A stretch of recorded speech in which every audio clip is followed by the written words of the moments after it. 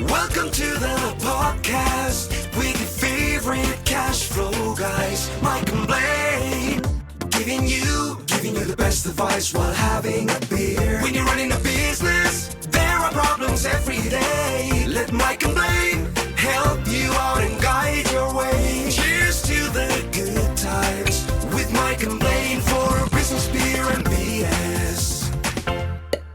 Hey, it's Mike and Blaine. It is episode 212. 212. I'm Mike Blaine, also known as Cash Flow Mike. That is my friend, my partner, my confidant, Blaine Birch from Dry Run. What's up, man? Today, we got a really interesting topic: client expectations, stretch or sandbag. It's one of the oldest rules in business: under promise, over deliver. But what happens when a client asks you to flip that on its head?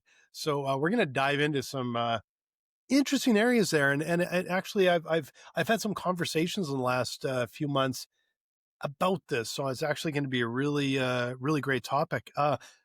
Before we dive into it, though, what are you drinking today? Oh, I'll tell you what. I had Neighbour Pat, one of our beer sponsors. And by the way, if you don't know about our beer sponsors, you too can be a beer sponsor. It isn't just Neighbour Pat and all my friends. It could be you for the low cost of buying us a beer. $5 an episode. It is evergreen material, lives forever. It's only $5. It's the best advertising on podcast right now. But check this out. Remember how I make fun of all his labeling and things like that? Mm-hmm. So Pat came in with a Webert's Pub. He brought me a frosty glass. I just took this out of the freezer not too long ago. So it's chilly. It's a cool chili where everyone is a bit Irish.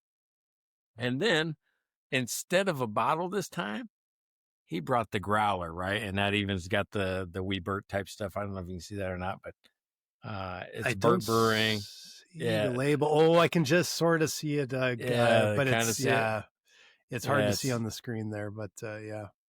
There it is. So I've got a whole growler of beer to get through, and he says, I think he said it's a porter or stout. I can't remember. I don't know. He was talking so fast. Nice. Oh yeah, definitely. Definitely something good. We have some beer sponsors to thank, but before we do that, I'm going to tell you about the beer I'm drinking today. So I went back to one of my favorite breweries in Edmonton, Irrational Brewing Company, and it's the Turbidity Double Dry Hopped Oat Cream IPA. And it is delicious. I really like this beer. I had this at the brewery just last week and had to grab some. So it's, if you're in Edmonton, 124th Street Irrational, they got terrific beer. Make sure you make your way over there. Cool. Hey, and I got to tell you what, Karen Hairston, man, she is killing it. She's another one of our sponsors up in Michigan, 3S Smart Consulting. Go check her out. She is an Amazon bestseller. Her book is called Stop Growing Broke, Start Growing Profits. 3S Smart Consulting. If you need cash, if your business is struggling, contact her. She's in Michigan. And Rachel Barnett with Gentle Frog. If you have a company and you're using QuickBooks Online, you need to know how to use it. Go to her YouTube channel at Gentle Frog, or even to gentlefrog.com, and you're going to learn everything you need to know to use QuickBooks Online for your business. Yeah, and lastly, hey, the best cash flow cowboy in Texas. His name is Larry Weinstein, a CPA out of Houston, Texas. He can be reached at cashflowranch.com. And believe it or not, he is the subject of the podcast today. So if you're like going, well, how do they choose their subjects? How do they choose what they're going to do? Usually it's something that happened to me within the last week, right? I'm going to go, you know what? I want to dig into that because it's something that's on my brain. It happened this morning. Larry is the instigator of today's podcast topic. So we're going to talk about Larry's request. He had a request today. So it was kind of odd. It struck me as odd. So we're going to talk through it. Well, now I'm curious. I think we need to dive into this. All right. So usually, I mean, the old Adam has been, under promise, over deliver, right? Kind of come in like, hey, I'll have it to you Tuesday and then deliver it on Friday or something like that, right? We're like going, oh my God, that was even better. People always remember better, right? They don't always remember worse or beyond. Like if I say it's going to be there Tuesday and I get there Friday, then they're mad and they don't call me back. So every Wednesday, my most popular group coaching session of the week is every Wednesday morning, 9:30 a.m. Central Time. I usually have 20, 30, 40 folks, show up on this thing. People record it. I record it. It's the only one I record. It's that good because I really prepare for that one. Excuse me. So today, all right, so it's only scheduled for 30 minutes. Why? Because most times on a Wednesday morning, I might be somewhere. I do a lot of traveling, and traveling usually takes place Tuesday, Wednesday, Thursday. So Wednesdays, I'm usually packed up in the middle of wherever I'm traveling at. Mhm. Like if I'm in Memphis, I'm on stage by, 9, 10 o'clock or whatever. I always want to say it's 30 minutes. Well, typically 90% of the time, they go 45 minutes to an hour because I don't stop until everybody gets it or everybody's happy or where the conversation dies out. Mhm. That's a really cool thing, is that your meeting that's scheduled for 30 minutes never ends on time, and not because you aren't doing something. Like some meetings go long and you're like, oh, God, that was a waste of my time. No, this is really productive time. So to me, I promise you 30 minutes, give you 45 or 60. That's it. That's your value, right? You're getting the Mhm. value. Larry goes, I don't like it. I don't like it. I want you to change the schedule to an hour. I said, well, Larry, what happens if I need to jump off? Because at least once, twice, 3 times a quarter, I have to end at 30 minutes. I don't want to promise you an hour and then tell you, hey, I got to jump off early. Mhm. No, it wasn't just Larry. It was 10, 15 other people on the call says, yeah, I think we'd rather this be an hour meeting and not 30 minutes. Yeah. So that was for me, that was the whole topic. Was I thought I was under promising 30 minutes, over delivering 45 to 60 minutes. And now everybody wants me to go the other way, promise 60, even if sometimes I only give them 30. Yeah, and I wonder, like, if that's just they just want to make sure that they're scheduling, I'm guessing, or Could be that. Now half of the group says we already pushed this to an hour. We don't schedule anything around the other half hour because we know you never end on time. yeah. Yeah. Right? We never do. If you go look at the whole library of that one, they're always around 45, 55 minutes, somewhere in there. They never really go Yeah. over an hour. So maybe I should just put in an hour. But to me, I'm like going, that's the first time ever where people were okay with me promising an hour and cutting it short if I had to. Yeah. Yeah. Interesting. Yeah, because that's not where you thought I was going with it. That's not where you thought No, I was not going with really. it, but that's what made me thought about it. Think about it. Yeah. I guess the thing that came to mind, and it's in the same vein of the um like under promise over deliver, is I've heard a couple times in the last few months here talking with um software vendors. So one owns a SaaS product, owns a software company. The other one is a value added reseller that is selling software services. Both in different ways, both brought up they both like to take the approach of, under promise over deliver. The problem is their competition isn't. Competition is massively over promising and trying to knock them out of the conversation early, and then trying to basically put out the fire. The problem is they've actually lost some jobs that way, and the competitor could not deliver what they promised, but it just got far enough down the path that they ended up just kind of going with them. And so that kind of brings up that question of, are you, where do you balance that out, especially when you're talking with potential clients and there's competition involved? Because you could end up losing jobs, and they could end up going down completely the wrong path because you're being ultra conservative in what you're sharing, right? Or how you're promoting yourself. Yeah, that happened to me all the time in the hotel staffing companies and janitorial business that I had, which is, I'm like, oh, let's say, let's not gonna have, they want 10 people, well, maybe I could get 7, and I'd show up with 10. I'd promise Yeah. 7, right? Because you never know, like, hey man, I could probably get you 7. Well, somebody didn't like that. One of the hotel managers didn't like that I would promise 7, show up with 10, even though I'd always show up with what they wanted. So I Mhm. got swapped out a couple of different times because of doing that. Got swapped out. Say, no, we're going to go with a different vendor. That vendor would say we'd have 10, they'd show up with 7. Which would you rather have? Right? Exactly. Yeah. Yeah. But it's I think in the, like, I just like to, I like to do the way I view it is you just do business honestly, and you want to uh, be as truthful as you can, and over delivering, I think, is always the way to go, because in the end, your customer's really happy, right? And I think the other way, you just constantly are going to have customers that are just a little bit disappointed. And I think that's an awful way to do business. But I do really hate the fact that there'll be competitors that cannot deliver let's say, what we can. And they're getting jobs and they're getting deals because they're just overpromising, like, well, lying, quite frankly. They're literally saying we can do this when they can't. Yeah, and what really happened with me in janitorial company is that people wouldn't do the same thing. Maybe I cost a little more. Maybe, it took me a little longer to get to some of the quarterly stuff, but it always got done. Mm. And a lot of times in the janitorial company, it was always based on dollars, what you could do for dollars. And you say, well, and it always came down to give us your best and final offer. And I still wanted to be with that under promise, over deliver. And that's hard to do when you're in a competitive bid situation, right? Because people want more promises, right? They want you to say, you'll do this, that, and the other. And I say, hey, listen, well, we can always go to not vacuuming every day. We can vacuum once a week, for that price, and I can meet it, right? To me, that's me being honest. And maybe if there's a bunch of stuff, we'll vacuum every day just because there's a bunch of stuff. But if I promise once a week, then it's harder for you contractually to hold me accountable when I'm doing it more than I promised. Yeah. We lost bids that way, right?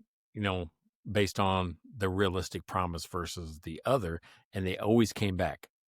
I didn't have any of them not come back in the next bid cycle. No, and that's true. We used to, and I've probably shared this before, but in my last business, we used to do a lot of work for government, the creative agency, but we did a lot of interactive media, a lot of video production, that sort of thing. And so the jobs were complex. They were never a quick little thing. And every time we would get to the end of their fiscal year, which I think was March, end of March, I believe was the fiscal for the province, usually around January, we would have people come in and they would just say, hey, can you do this? And we know competitors would go, yep, because they want to use up the budget before the end of the year. And we would always know it's a 6-month project at best. We can't deliver something good in that time frame. We would just always say no. And it was amazing how many times by the time we got into summer or into the fall, we would get the phone call, hey, remember that thing we talked about in January? Well, we went with someone else and then it didn't work and then a blah, blah, blah. And I'm like, yeah, no, I know. And now you want a quote. And it was, we would get jobs that way. It always bothered me because it was always tax dollars getting flushed down the toilet in February, March, and then doing it again in June. But at least we could say we can do what you need. And they kind of hopefully learned their lesson a bit. And it's going to take 6 months and it's going to take this much budget. And it was always, I could see how it would be tempting because they're putting money right in front of your face, but I think you would build a bad reputation really quite quickly doing that.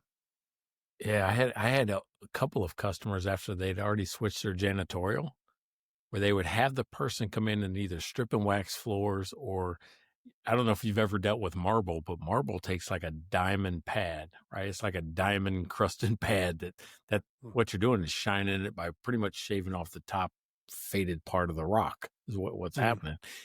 And well, I had a guy that was a master at both stripping and waxing floors and marble. He was just good. He was the best around. I mean, best I'd ever seen. There's no way I could have done it.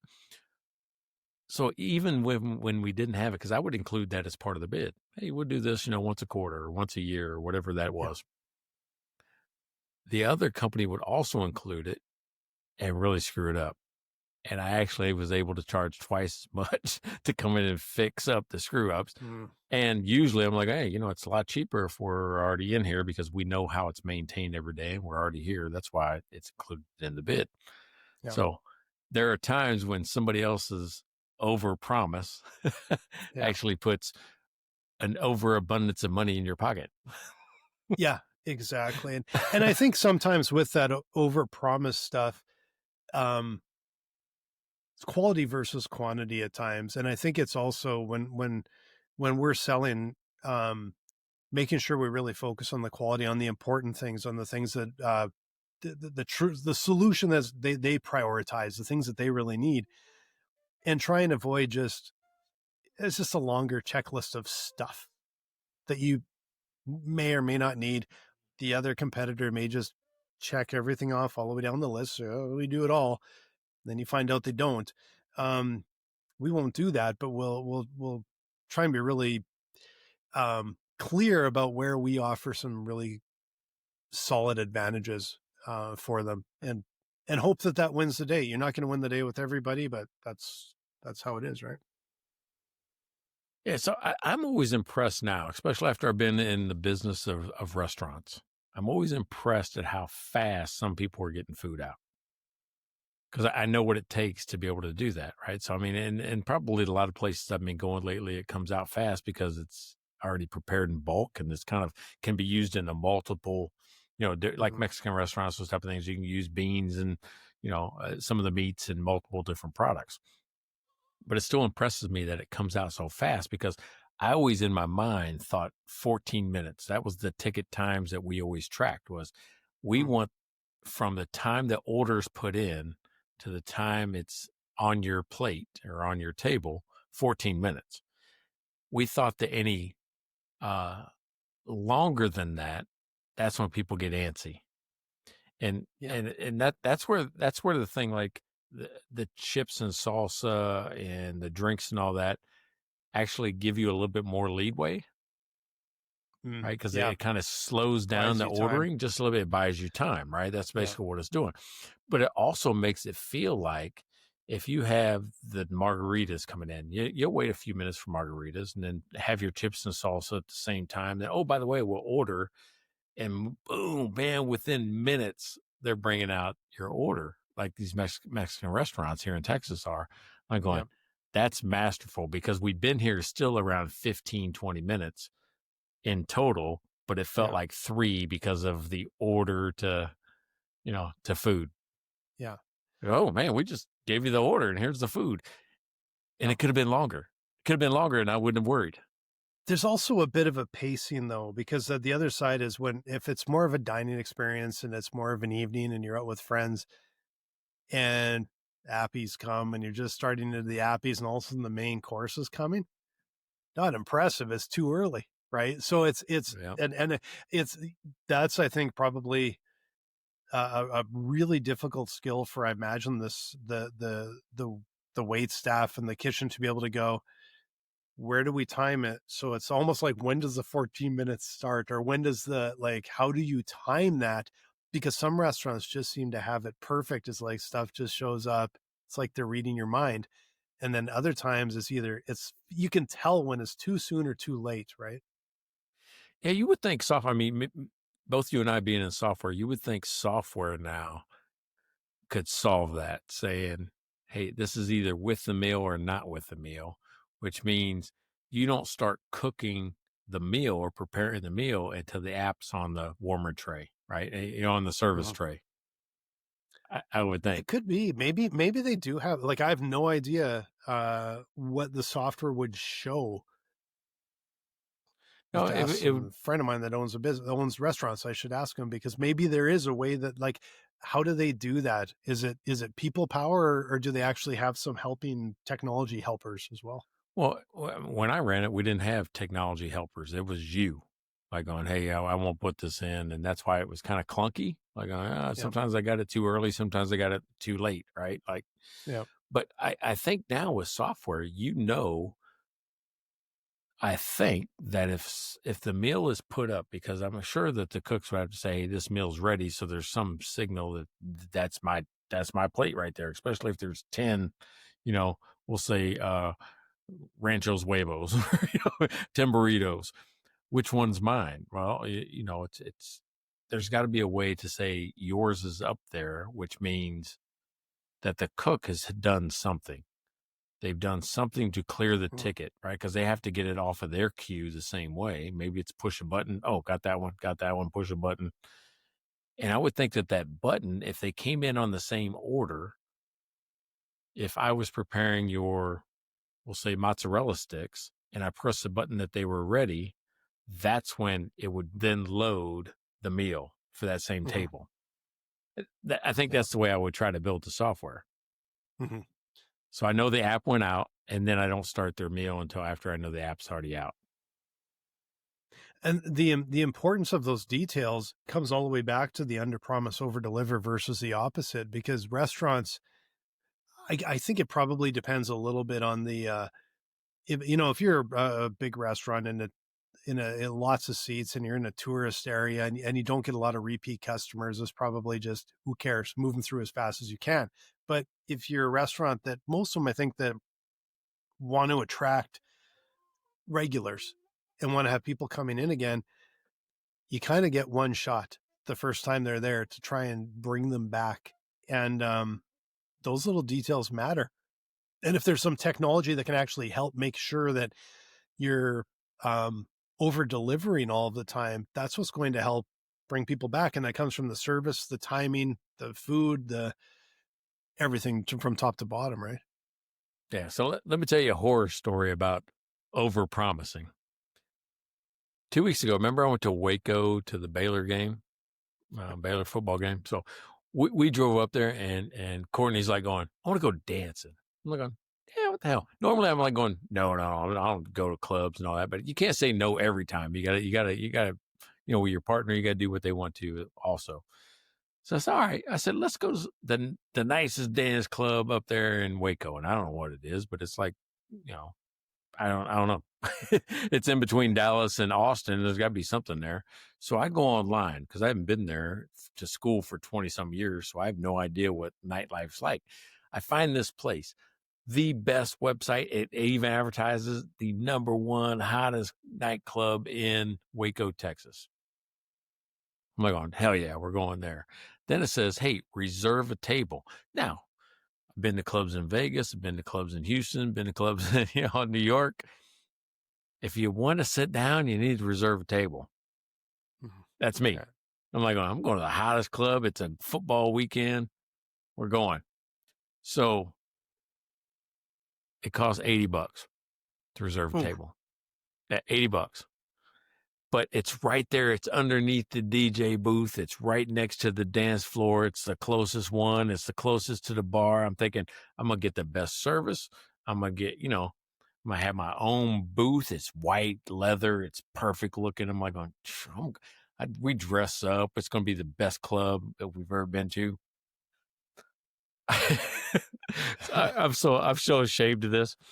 So you see what I'm set up for, right? I'm set up for one of the best nights in Waco I've ever had. Yeah. We drive downtown Waco. I'm like, oh, man, there's not a lot of people out tonight, man. I hope they come out because it's still early. It's like 9:30. Still kind of early.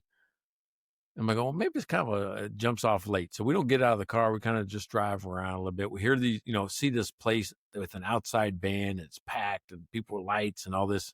It's just an outside courtyard and all that. I'm like, oh, man, okay, this is going to pop off, right? This is just a nightclub. It's a nightclub. It's the one that stays open late. All right, I'm going to stay up this weekend. So we pull up around 10-ish.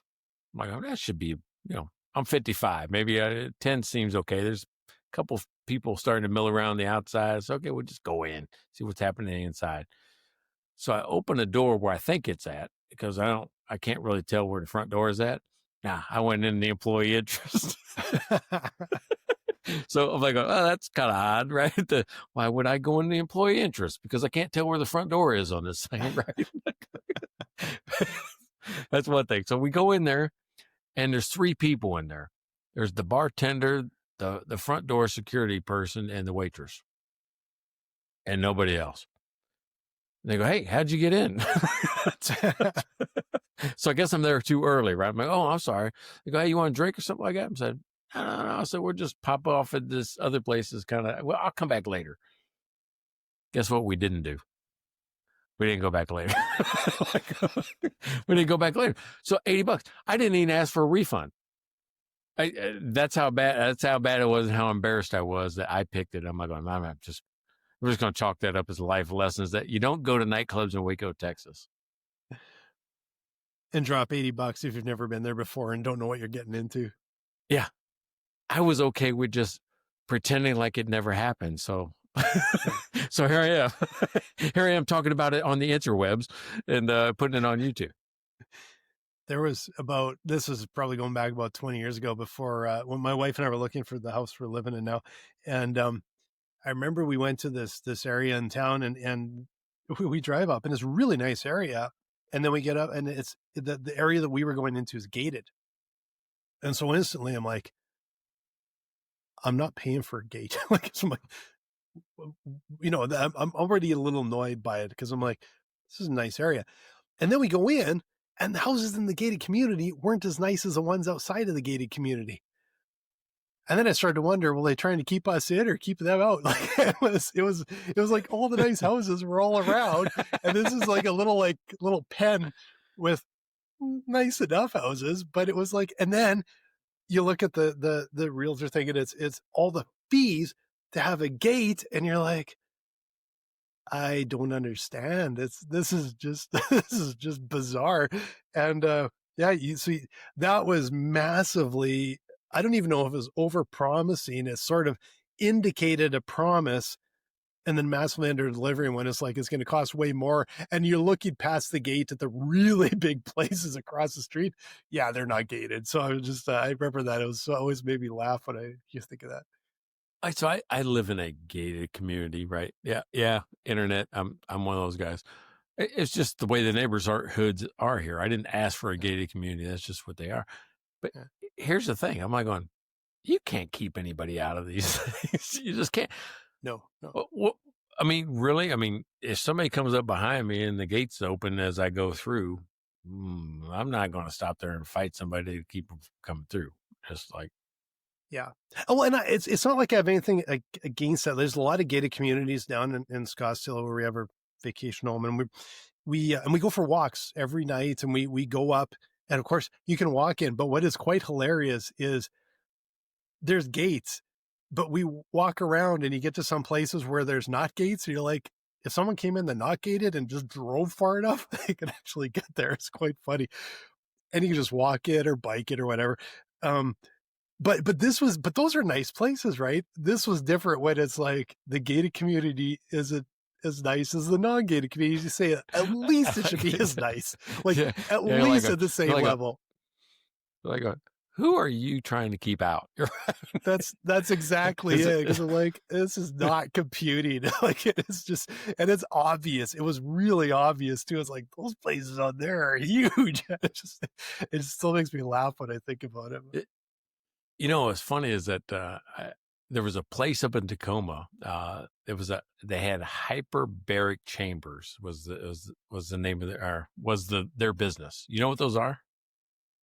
Hyperbaric I've heard chambers. The term, but I actually don't know what it is. I can't remember what it is. Yeah, it's you sit in this tube and you get oxygen. All right, I have it right here. It went out of business. Yeah. You're like going, yeah, it only takes people one time to go, oh, wait a second. I already have that for free. It's the craziest thing.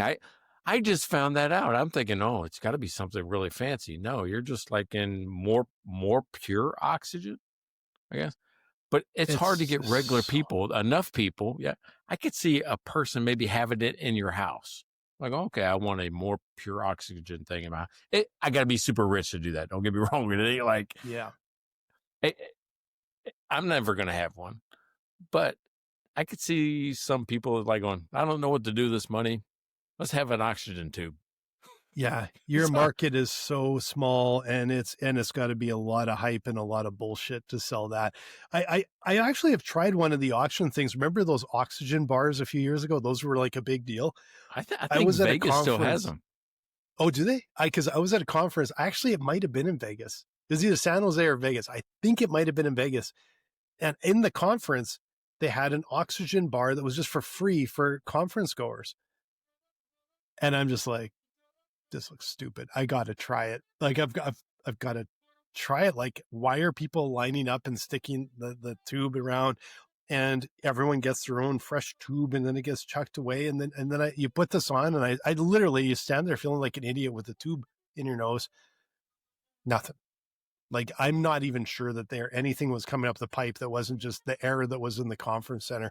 I looked and went, this cannot last. This cannot make money. Like, how can you get, I guess I guarantee you there's probably a placebo effect, but I'd rather have a placebo effect from I don't know, like a non-alcoholic beer or something than I would. All right. So, hey, I'm not going to lie. I use the CPAP, and not because I have sleep apnea or anything like that. I use the CPAP. I snore a little bit, and it clears up snoring. I snore because I have a soft palate, and it vibrates when I breathe at night when I'm laying on my back. Mm. And this CPAP thing blows air up your nose all night long. I can't sleep without it now. Dude, I'm like going, I mean, as well, I am more well-rested. I feel better. You can set the temperature. It's got a humidifier on it, so it's like moist air all the time. I haven't had colds. I haven't had, sinus problems. I had none of that stuff. Everything, it just clears out all night long. If my nose is stuffy when I go to bed, within minutes, it's cleared up. Okay, but that's actually like an actual like medical device with all those things you listed. But all those things you listed, when you put the tube from the oxygen bar there, I honestly don't know if there's anything coming outside of a slight pressure from like a pump. Well, I don't have a big alien mask. I just got a little tube that goes across my nose like this. It doesn't go in my nose. It just lays on my lip. It's called a nose pillow. It just sits like this. All right. Maybe I stand corrected. Maybe the oxygen bar has a purpose. It sounds more like what you have is a thing. It sounds like more what they had was a scam, but I shouldn't say that because maybe there was something more to it. I don't remember. No, I actually had a sleep study done, right? Where they put like tubes and things and sensors and all this all over you, and you try to sleep. It's already hard to sleep with that stuff on you. Like, can I turn left? Can I turn right? But I didn't realize it, right? Like I did it for the benefit of others in the house. My kids used to complain like, Dad, we can hear you snoring in our bedroom next to yours. Right? I'm like, yeah, that's bad. That's really bad. And I remember my grandma and all that. I'm like, that's just what old people do. I didn't realize that just by blowing air into my nose while I slept, A, it made me sleep better, but B, I didn't snore. Right? And I travel with it, dude. It goes in my suitcase with me. It's that important to me now that I even travel with it. If it helps you sleep, man, it's gold. I don't sleep well at all. I could never do a sleep study because there's no way I would ever fall asleep with people watching me. Like, there's zero chance. Like, I don't think they don't watch it. Yeah, they don't watch it. It's like a machine thing. Oh, all right. They just probably have trouble sleeping with anything on me. And they're looking for if you stop breathing, right? And how many times per hour you stop breathing. I don't have that problem. It's less than 1/10 of a time per hour or whatever, my thing. They say you don't have sleep apnea. What I do have is obstructive snoring disorder, whatever word. It's like the back of my mouth is just too soft, I guess. And it collapses on my throat. So You're a softy. I'm a softy. Yeah, I'm softy. Yeah. Yeah, softy. Oh yeah, nice. Dude! You can ask anybody that's ever like shared a room with me or shared a house with me, and they're going, "Yeah, that guy's trouble. that guy's no sleep for you." That's what happens. Hey, you know what though? You know what though? When I was at Finnegraph early on, we used to share rooms, right? Like James and I, or Kyle and I. We'd go on trips, conferences, and things like that, and we'd share a room. Yeah, it only happened once or twice. Then you get your own room. Get your own room. Yeah, exactly. That's it's worth the $200 to get you a room, Mike. Oh yeah. I could not share a room in it because I just would never sleep, and I have to usually especially in a hotel room, I'd have to flip on a TV or something because I have to have a little bit of distraction because I am just the world's lightest sleeper. I am a difficult sleeper. That just makes me like, oh, I would not sleep at all, and I'd be cranky for the entire conference. Yeah. When you talk about like under promising, over delivering, how does Drive Run do that? I'll tell you how we do it. There are a ton of businesses out there, a lot of finance teams that are buried in spreadsheets trying to figure out what's happening in their cash flow. They're trying to model scenarios. I talked with one CFO just a few days ago, and the frustration in him was just floating right to the top because it was taking him days every week to take all of this data from their ERP and 2 or 3 other systems and get it together in a bunch of tabs and in the spreadsheet. And every time management would ask for an update, it was just, oh man, now I'm into days of work. And what we do is we'll take those days of work down to a day, a half a day, an hour. We can take you down in time massively. But the big thing is when you walk into that management meeting and you pop something up on the screen, you can discuss it with them and you can come to some clear understanding. Everyone's on the same page because they can understand exactly what they're looking at. So we're going to bring that to you. So if you're a finance pro, you're buried in spreadsheets, come visit us at Dry Run. We'll save you a ton of time. We're going to help you have these completely clear forecasts for your management team. And we're going to bring a level of accuracy to the entire thing that you just simply don't have right now. So come visit us at dryrun.com. And I'll give you a testimonial right now. We're in the new relationship, meaning you and I, right, at Dry Run, and what I'm trying to do with one of my clients. And you've really taken your time and not gave me a huge amount of expectations of what you can do. You've really taken your time and walked me through with some complex data. So if you're out there with a lot of data, you're buried in spreadsheets, you're actually trying to make sense of what you got, put it in Blaine and Tarek's hands, right? And those are the 2 co-founders of this company, and let them help you make sense of it, because their product is really good about taking a lot of complex data and making it simple to understand. So I appreciate it. Yeah, thank you. Appreciate it. And Tarek gets a shout out. Good for him. There you go. Yeah, see? That's awesome, actually. Yeah. And I'm sitting here like going, damn, I hope I don't mispronounce it. No, he should That's get one of the shout reasons outs. Every time I do a works his little ass thing, off. Tarek should get a shout out. He works his ass off. He's also like brilliant. He's so smart and so competent. And well, everyone on my team is, but he's just, I've worked with him since 2015. We launched in 16. We've been working together for a long time. He is brilliant.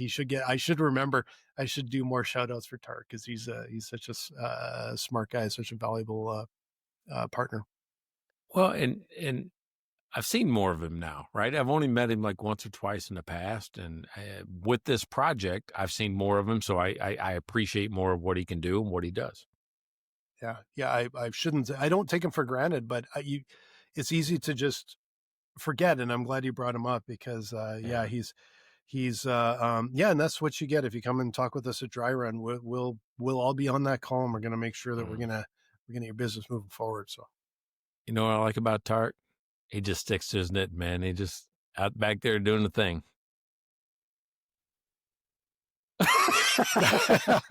Come on, that was good. That was good, man. That was not only did I have a cool segue, I got in one of the secret words, right? And I know you're going to try to force the other one, so don't force it yet. Don't force the other one. I'm killing this episode. That's a 5. That's a 5. That's a 5. It was not bad. It wasn't one of your better ones. I would say that's a mediocre. For those of you that are wondering, it's just our secret words we sneak in. They're not very secret because we always explain it after, which is probably kind of defeats the purpose a little bit. But anyway, that's yeah. But if you tell them that's the words, then every episode they'll be listening for who can get it in. Then who can sneak it in instead of But anyway, it was an attempt. It was there. I think he'll appreciate it. He'll appreciate it. Yeah. So I think we've both come out like we've talked about competitors sometimes going on the overpromise. And I think just talking through this over and over again, I still kind of this would have been a great place to stay. I'm still sticking to my knitting because it's still in my mind, the absolute best way to sit and on that under promise, over deliver, look for the play the long game, build relationship with your clients and build something really special. Um, I think is absolutely essential. And I think it's hard lessons learned when you try and take those shortcuts. Well, all right. So, I mean, let's talk about taking the shortcuts. Why do you think people take shortcuts? Why do you think they do the opposite of what we probably should do? Well, you and I both know like how let's just pop into cash flow or revenue, right? Like when you're a business owner or you're maybe even a salesperson that has a quota to meet or whatever, when things start to get a little tight, everything starts to get tight and you start looking for shortcuts, right? Um, and like I felt that so many times as we've been building dry run and you hear the experts come in with shortcuts and you're like, well, we have to grow, we have to build, we've got a limited runway. All these things that, as you're building a business that come into play and you're looking for these shortcuts and invariably you get taught over and over and over again. It just doesn't work. You've got to stick with that plan. You got to know your client, know your product, build those relationships. There is no shortcut. Do it right, and build that engine that works. And like I said, under promise, over deliver, build a reputation. When we've tried to do the opposite, is pretty much blown up in our face. When we just feel like we've done it right, it's just has worked, and it feels like now it's like we've stuck with it and it's working. And that's, yeah, it feels like it was, you got to have a lot of faith when you're playing the long game, right? And a lot of belief. Yeah, so interesting. You mentioned like salespeople and things like that and the promises that they make. It always almost comes down to a hint of desperation. And I don't know what it is.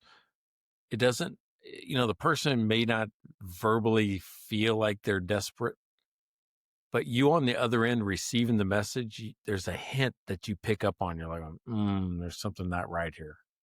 I always kind of feel like, this guy is pushing way too hard. Like, and desperation actually hurts your sales, right? If people can pick up on it on the other end, like if you don't need to sell because you have your product and your service is so great, you're like, hey, listen, I mean, this is what we do. A lot of people will benefit from it. I'd love to be able to help you. Would you like to work together? Yeah.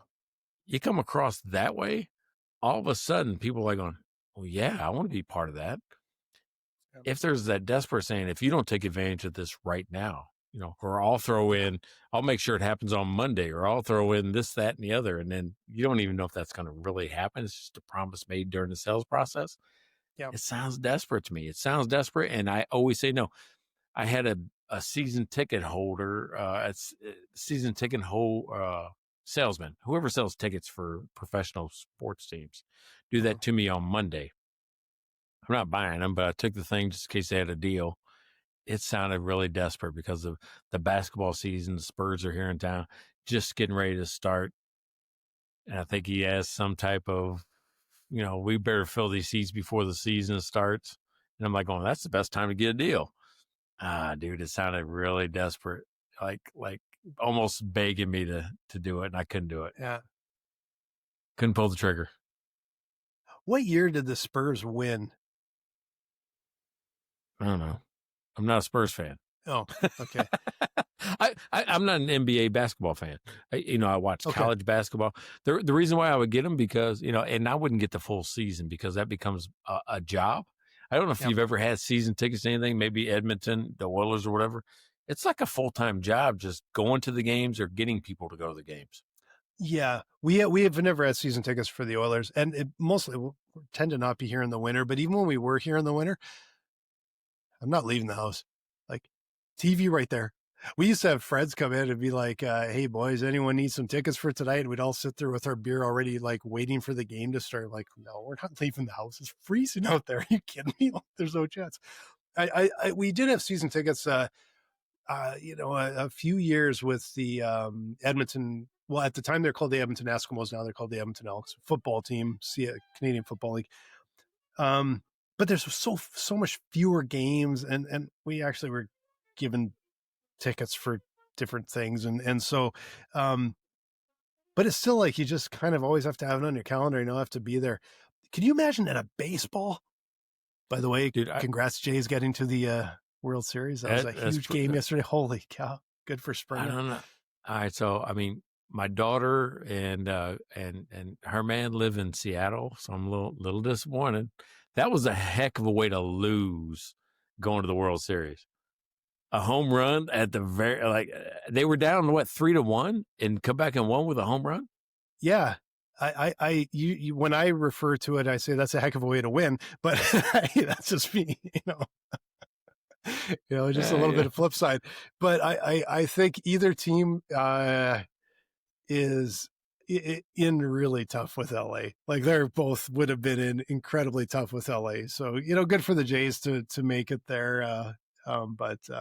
Yeah, they can still win. We'll see. They can still win it all. Right? They still got to play the games. They still have to play the games. Yeah. So we'll see what happens. But I think it's going to be a tough series. But anyway, we got off track a little bit out of sports. But that's one of those historic, like on, oh my God moments. That was like when the Cardinals, well, anyway, I won't go. I'm a Cardinals fan, right, in baseball. But the reason why I want to talk about it is the season tickets. Mm-hmm. I had season tickets to the Cardinals, the Chiefs, and the Blues all at the same time, right? Hockey, baseball, and football. Because I was in hotels and it was easy to just pass them out. If you got 10 hotel clients in St. Louis, somebody's going to go to a game. Somebody will go to a game. And I didn't have at the time, now it might have been easier, a way to get rid of them if nobody took them. And I couldn't go. There was no SeatGeek back then. There was no StubHub or, place. The secondary market didn't exist. I'm like going, damn, I could have actually financed the next season with that. But it's a job. You got to realize it's not an easy thing to do. No. To resell your season tickets. But there is a way to get rid of them. But it's a full-time job if that's your way. And, one of the clients I'm working with right now is buying college season tickets for football, basketball, and all this type of stuff. I'm like, going, damn, man, who's going to manage these tickets? That's a lot of games. Yeah. And you don't want it to be an employee benefit, and that's what it becomes a lot of times. Yeah. And I think that like going to pro sport games live 99% of the time is over promising, under delivering, because especially like middle of the season, some whatever game for the price that and the price of the food and the pain in the ass to get all the way down there and park and find your way in, all that stuff. I just think they massively under deliver. And live music's another one. I cannot, I know there's people I cannot imagine spending thousands of dollars to go to a giant arena to watch a person on stage that's this big with really bad sound, and that's worthwhile. And when I can go to a concert for $50 in a small venue and be right by the stage and have just this amazing experience, like those guys are under promising, over delivering when it's a small venue, because it's so intimate and you're right there, right? Big ones, I'm like, there's no way it makes it worth it. When you said that, I went instantly to the Fire Festival, right? You ever watch that Netflix documentary? Yeah. Where they promise this luxury experience, with amazing artists and whatever, and then they end up eating hot dogs and sleeping on plastic, mucking 3 tents. Yeah, yeah, that's the ultimate. Yeah. So that's the exact opposite of over-promising, right? Or no, that's the exact thing, is over-promising, under-deliver. Yeah, exactly. And we call that normally a scam.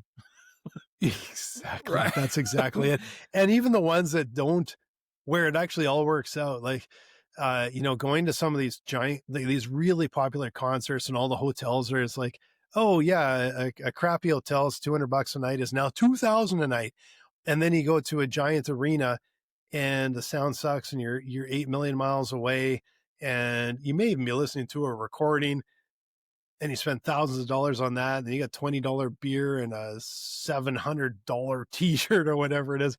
Like, there's nothing about that makes sense. I can't even imagine it.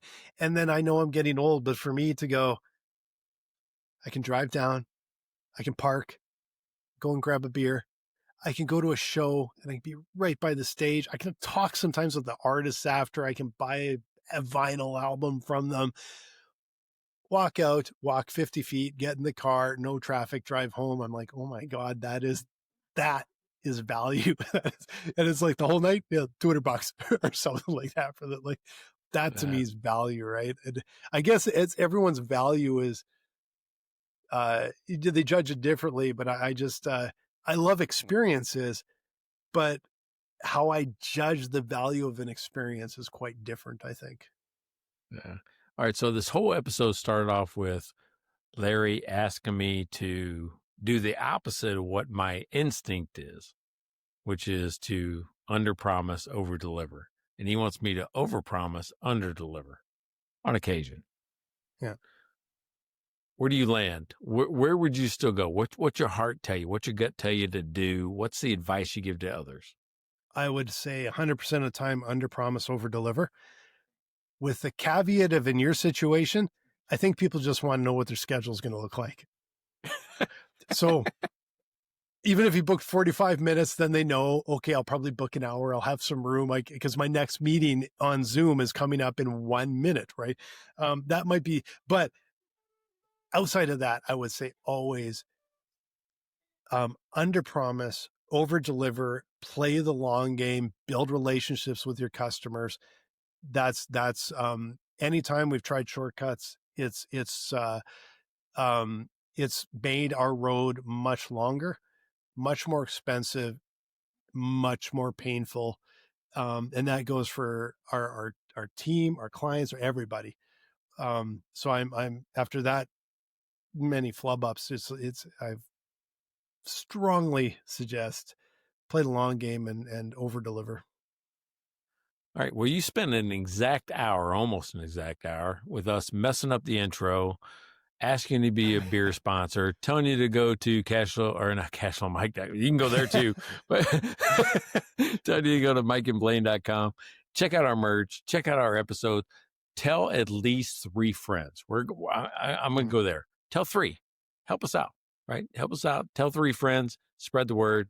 And how would you got some things about YouTube you'd say? Like, subscribe, follow. Even tell 1 friend. I'm not setting the bar that high. I'm going to let you underpromise and overdeliver when I say just tell 1 friend, and then you can say I told 2. Like, all right, you doubled up. Good for you. There you go. There you go. Hey, it's episode 2. I hate this chair. Have you heard that the whole time? God. Whole time. Popcorn the whole time. It sounds like this is a brand new chair, and it sucks. So let me ask you this. Should I get rid of the chair or try to fix it? You can fix that. Well, maybe you can fix that. I don't know. A little bit of WD-40 can go a long way, but there's something with that chair. There's something weird. God, it sucks. So, hey, thanks for listening to my sucky chair, and coming to mikeandblaine.com. Check out their website at mikeandblaine.com. Then subscribe to the podcast and buy these guys a beer.